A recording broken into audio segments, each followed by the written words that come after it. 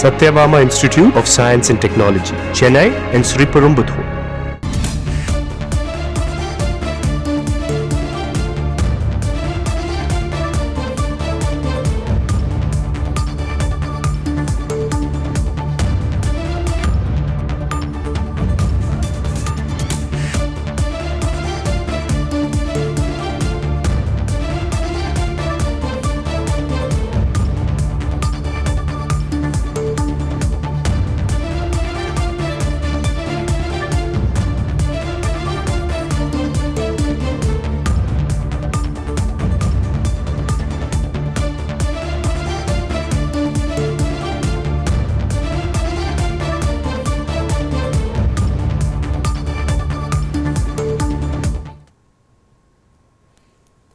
நடிகர் சிவாஜி கணேசனின் வீட்டில் எந்த பங்கும் இல்லாத நிலையில் வீட்டை ஜப்தி செய்ய பிறப்பித்த உத்தரவை ரத்து செய்ய வேண்டும் என சிவாஜி கணேசனின் மூத்த மகன் ராம்குமார் தரப்பில் சென்னை உயர்நீதிமன்றத்தில் கோரிக்கை மனு வைக்கப்பட்டிருக்கிறது. விவரங்களை செய்தியாளர் சுரேஷ் வழங்க கேட்கலாம். சுரேஷ், இந்த வழக்கின் முழு பின்னணி விவரிங்க சுரேஷ்.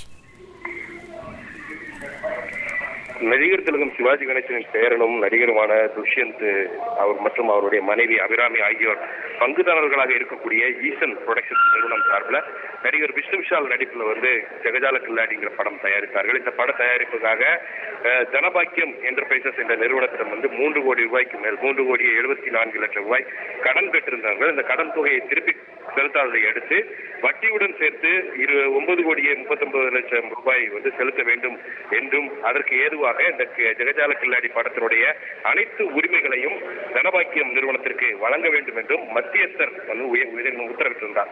இந்த உத்தரவின்படி இந்த உரிமைகளை வழங்காததை அடுத்து இந்த மத்தியஸ்தருடைய தீர்ப்பை அமல்படுத்த வேண்டும் என்று ஜனபாக்கியம் நிறுவனத்தின் சார்பில் சென்னை உயர்நீதிமன்றத்தில் மனு தாக்கல் செய்யப்பட்டிருந்தது.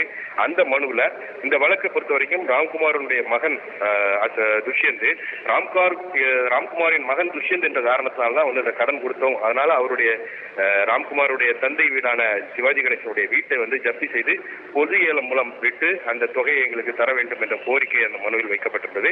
இந்த வழக்கை விசாரித்த நீதிபதி அப்துல் குத்தூஸ் இந்த போதுமான கால அவகாசம் வழங்கியும் பதில் மனு தாக்கல் செய்யாததனால நடிகர் திலகம் சிவாஜி கணேசனுடைய வீட்டை ஜப்தி செய்வதற்கு கடந்த வாரம் உத்தரவிட்டிருந்தார்.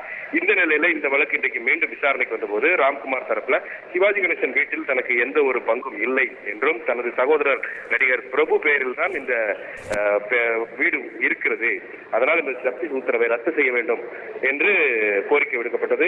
இது சம்பந்தமாக மனு தாக்கல் செய்ய இருப்பதாகவும் தெரிவிக்கப்பட்டது. இதை கேட்ட நீதிபதி உரிமையாளராக இல்லாத போது எப்படி வீட்டை ஜப்தி செய்ய முடியும் என்ற ஒரு கேள்வியை எழுப்பி ஜப்தி உத்தரவை ரத்து செய்ய கோரி மனு தாக்கல் செய்ய அனுமதி அளித்ததுடன் பிரதான வழக்கில் பதில் மனு தாக்கல் செய்யவும் உத்தரவிட்டு இந்த வழக்கினுடைய விசாரணையை ஏப்ரல் 3ஆம் தேதிக்கு தள்ளி வைத்தார்.